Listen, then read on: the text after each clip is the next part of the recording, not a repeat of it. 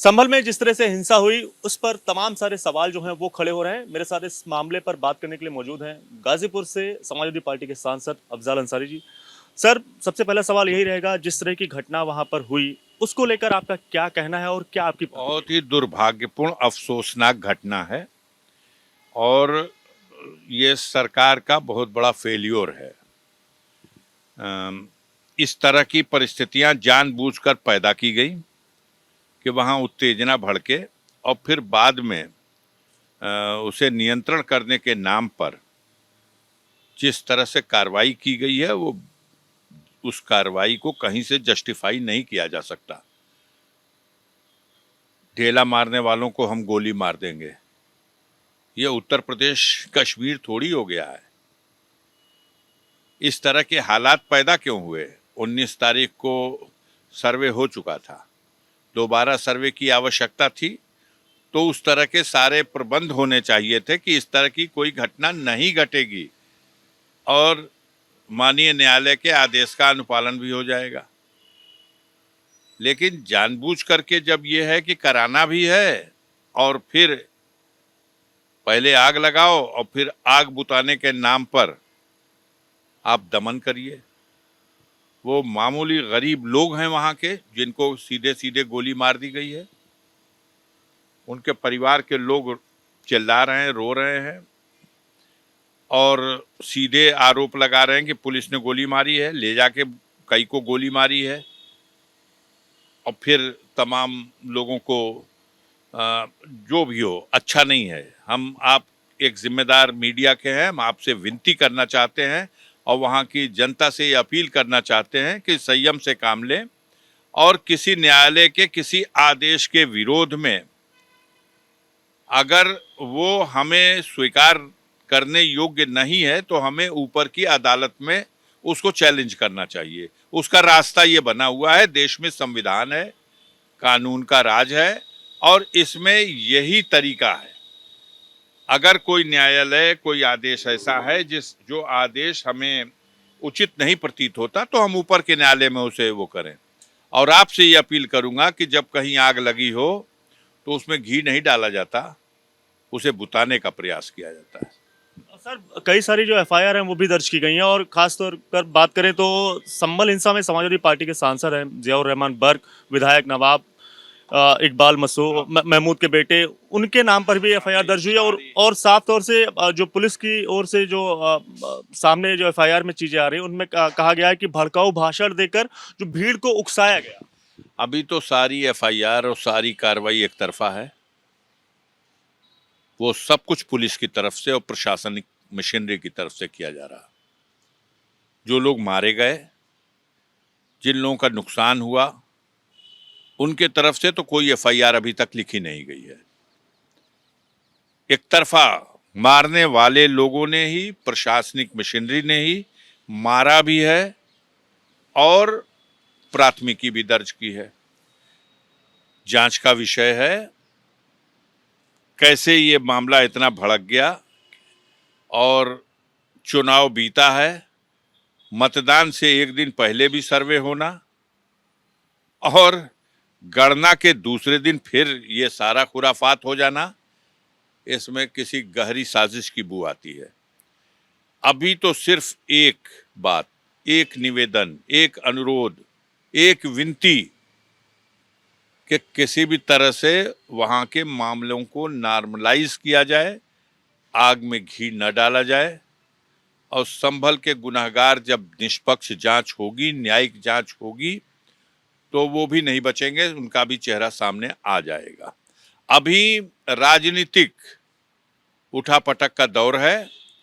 सत्ता पक्ष में बैठे हुए लोग अपने विपक्षी राजनीतिज्ञों के विरुद्ध आरोप भी लगाएंगे, मुकदमा भी लिखाएंगे और तमाम तरह के कार्रवाई भी करने का प्रयास करेंगे। उचित नहीं है ये। हिंदू पक्ष की ओर से दावा किया जा रहा है कि वो हरिहर मंदिर है, जामा मस्जिद नहीं। ये जो अभी जो आग लगी, जो वायलेंस हुआ है, ये हिंदू मुस्लिम का मामला नहीं रह गया। ये सही है कि किसी व्यक्ति ने न्यायालय में एक विवाद उठाया है कि एक मस्जिद जो वहाँ की पुरानी मस्जिद है ये भी नहीं कि वो मस्जिद कल बना दी गई है, 10 दिन में, 1 साल में, 10 साल में बना दी गई है। सैकड़ों साल पुरानी मस्जिद है। अगर उनका कोई आरोप है और उस आरोप के लिए कोई जांच की जरूरत है और न्यायालय से कोई आदेश होता है, उचित रास्ता यही है कि ऊपर के न्यायालय से अगर वो आदेश उचित नहीं है तो उसको चैलेंज किया जाए। ये तरीका नहीं है और प्रशासनिक मशीनरी का ये तरीका बिल्कुल गलत है कि सीधे गोली मार दी जाए, सीधे गोली मार दी जाए। और सही बात है कि सड़क पे किनारे खड़े हुए वाहन तोड़े गए हैं, मोटरसाइकिल, और छुटपुट कुछ आगजनी की भी घटना हुई है, लेकिन इसे जस्टिफाई नहीं किया जा सकता। 4 लोगों की मौत हो चुकी है, अभी दर्जनों लोग घायल अवस्था में हॉस्पिटल में भर्ती हैं। घरों में घुस घुस करके महिलाओं के साथ जिस तरह से दमनकारी नीति अपनाई जा रही है, ये बहुत ही बुरा है और किसी भी सरकार के लिए उसके माथे पर यह कलंक जैसा है। अपने राज्य में हर नागरिक के जीवन की सुरक्षा, जान माल की सुरक्षा सरकार का कर्तव्य है। जो सरकार डंका बजाती हो कि दुनिया में सबसे अच्छी कानून व्यवस्था है, ये कैसी कानून व्यवस्था है जहां हत्याएं हो रही हैं, बलात्कार हो रहा है, दंगे हो रहे हैं। अभी कुछ दिनों पहले बहराइच जलाया गया, अब संभल जल रहा है।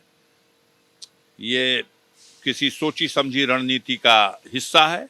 मुझे तो याद आता है आरएसएस के संचालक, उन्होंने कुछ दिनों पहले ऐसी परिस्थितियां जब उत्पन्न हो रही थी तो उन्होंने एक बयान दिया था और मैंने अपने एक बयान में कहा है कि उनके इस बयान को वेलकम करना चाहिए था मुस्लिम धर्म गुरुओं की तरफ से, और मैं वेलकम किया था और मैं वेलकम करता हूं।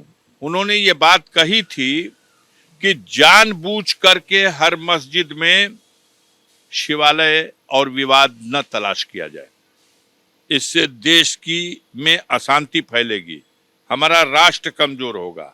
एक तरफ राष्ट्र हित की बात, एक तरफ राष्ट्र के एकता की बात, सबके साथ और सबके विकास की बात, और दूसरी तरफ इतनी नफरत, ये भड़काने की कार्रवाई है।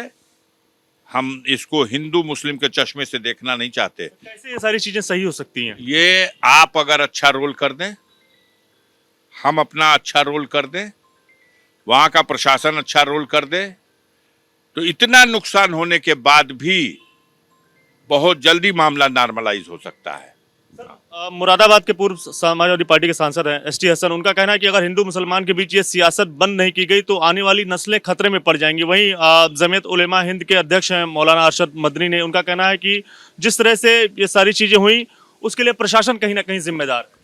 मैंने कहा कि मैं आरएसएस के संघ चालक मोहन भागवत जी के उस बयान को वेलकम करता हूं। उन्होंने जो कहा था, पता नहीं आपने दिखाया, एबीपी बड़ा न्यूज है चैनल, याद है वो बयान आपको? उस बयान को याद कीजिए। आज जरूरत इस बात की है कि भारतवर्ष को किसी भी तरह से इसको विभेद पैदा करके समाज में धर्म के नाम पर, जाति के नाम पर, वर्ग के नाम पर, नस्ल के नाम पर, भाषा के नाम पर, किसी भी नाम पर अगर नफरत परोस के समाज को जलाने का प्रयास किया जा रहा है तो वो बहुत गलत है। जो स्थानीय सांसद हैं उनका कहना है कि जिस दिन घटना हुई उस दिन बाहर थे और उन्होंने आज समाजवादी पार्टी के अध्यक्ष अखिलेश यादव के साथ लोकसभा स्पीकर ओम बिरला से मुलाकात भी की, और साफ तौर से उनका यही कहना है कि जो मुकदमा लिखवाया जा रहा है वो झूठा है और फर्जी मुकदमे कई सारे लिखे जा रहे हैं, और लेकिन मासूम लोगों की वहां पर हत्या जो हुई है उसका संज्ञान भी लिया जाना चाहिए और प्रशासन को जो कार्रवाई है आरोपियों के खिलाफ वो होनी। मैं तो कहूंगा कि पुलिस जितना चाहे मुकदमा लिख दिया, अब जो पीड़ित पक्ष है उसका भी मुकदमा लिखा जाए और दोनों तरफ से जो मुकदमा लिख दिया कि जो लोग मारे गए हैं उनका भी मुकदमा लिखना चाहिए, उनके परिवार की फरियाद भी सुननी चाहिए और इसकी जांच किसी सिटिंग माननीय उच्च न्यायालय या माननीय सर्वोच्च न्यायालय के जज को, सिटिंग जज को सौंप देनी चाहिए। इसकी जुडिशियल इंक्वायरी होनी चाहिए और वहां पर जो एक माहौल खराब है उसको नॉर्मलाइज करने के लिए सबसे बड़ी भूमिका आपके जैसे पत्रकार और हमारे जैसे नेता को निभानी चाहिए कि वहां आग में घी न डालें, आग में पानी डाल करके उसको बुझाने की कोशिश करें। सर आखिरी सवाल मेरा रहेगा, जिस तरह से सर सर्वे वहां पर जो अनुमति कोर्ट की ओर से वहां पर मिली थी, कई जगहों पर सर और सारी चीजें ऐसे सर्वे आने वाले दिनों में अगर होते हैं और उससे अगर तनाव वाली स्थिति होती है तो उसके लिए सर क्या होना चाहिए? अब जिसकी योजना होगी इस तरह की कि आने वाले दिनों में भी सर्वे कराने के लिए आप कहीं जाएंगे, ये सब क्या आपके सवाल में कैसी दुर्गंध आ रही है? ये दुर्गंध आ रही है सर्वे वाली बात। ये दुर्गंध आ रही है कि ये सर्वे और सर्वे कराने के लिए जो ये चीजें ना हो, ये चीजें ना हो, ये ना हो, मेरा सवाल यही है। साजिश का हिस्सा है।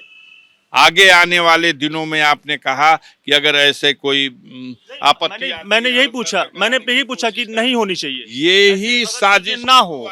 अगर चीजें इसको सही करनी है तो कैसे हो सकती है सर? बतौर सांसद आपका क्या सुझाव है, क्या जवाब है? सांसद के हैसियत से बस ये कह सकते हैं कि वहां के लोगों को संयम बरतना चाहिए, पूरी तरह से संयम बरतना चाहिए और कानून अपने हाथ में लेने से बचना चाहिए।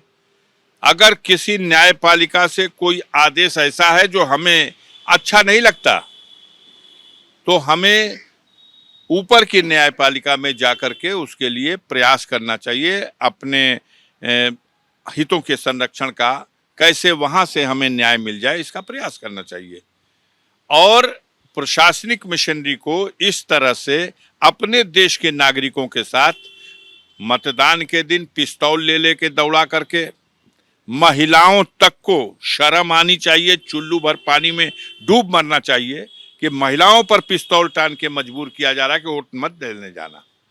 ये देश में लोकतंत्र रह गया है। ये लोकतंत्र के लिए बेहद शर्मनाक स्थिति पैदा हो गई है और आज दंगा करने वालों को, ढेला फेंकने वालों को क्या है बताइए? दंगा क्या है? दंगा वहां कोई हिंदू मुसलमान का दंगा नहीं था, वहां प्रशासन की फेल्योर था। इनकी अगर ये बात मान ली जाए कि 19 तारीख को अधूरा सर्वे हुआ था और फिर हम दोबारा पूरा सर्वे करने गए तो तैयारी कहाँ है? क्यों नहीं आपके पास ये प्रशासन का फेलियर है? 100% फेलियर है। वो फेलियर इससे सिद्ध हो गया कि उन्होंने ठाए ठाए ठाए। क्या हो रहा है भाई? ये चीन की घुसपैठ थोड़े हो रही थी। आपने जिस तरह से गोलियां चलाई हैं, कह तो रहे हैं कि दर्जनों लोग अभी हॉस्पिटल में हैं। समाधान ये होगा, यही समाधान हो जाए, नियम तो में लिख दिया जाए।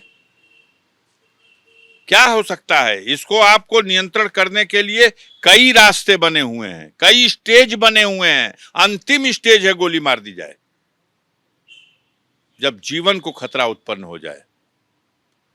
ये तो अगर भीड़ नारा लगा रही है और आप गोली चला रहे हैं।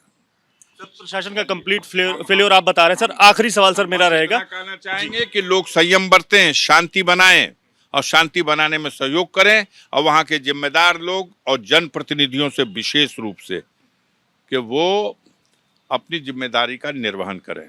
जहां तक वहां के सांसद की बात है, यार जो जन विश्वास प्राप्त करके चुन के देश की सबसे बड़ी पंचायत लोकसभा में आया है, इतनी साधारण तरह से उसको कटघरे में आप खड़ा करने की बात कर रहे हैं। कौन है?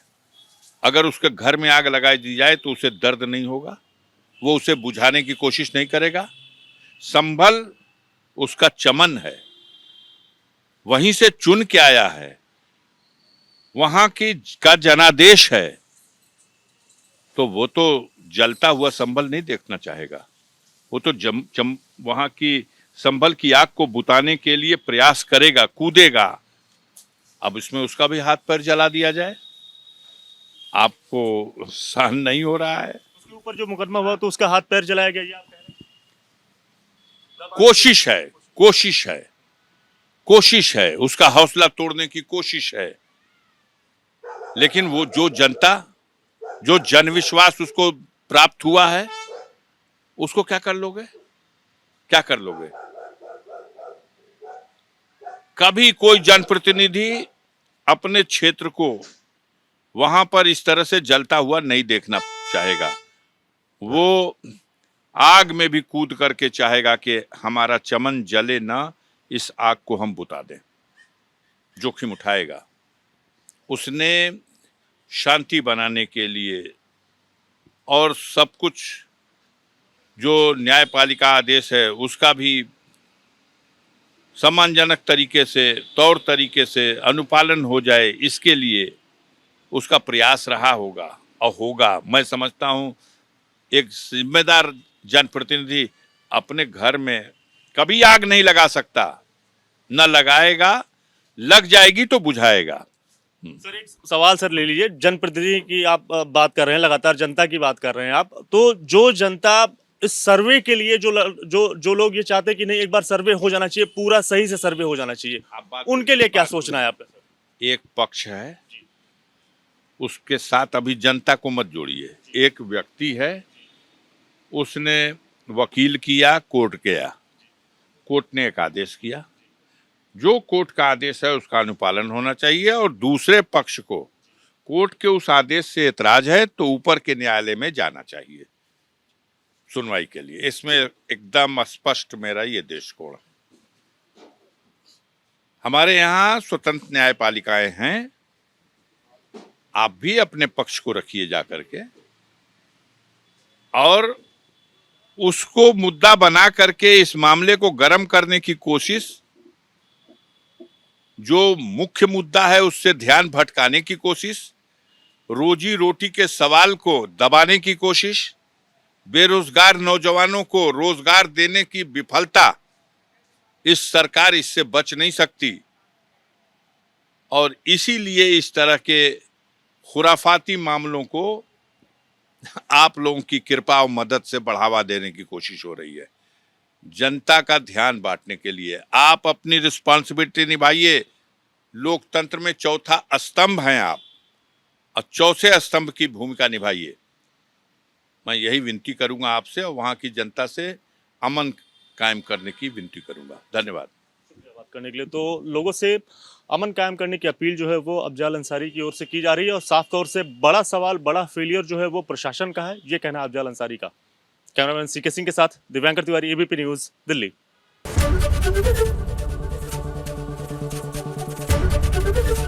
एबीपी गंगा, खबर आपकी, जुबान आपकी।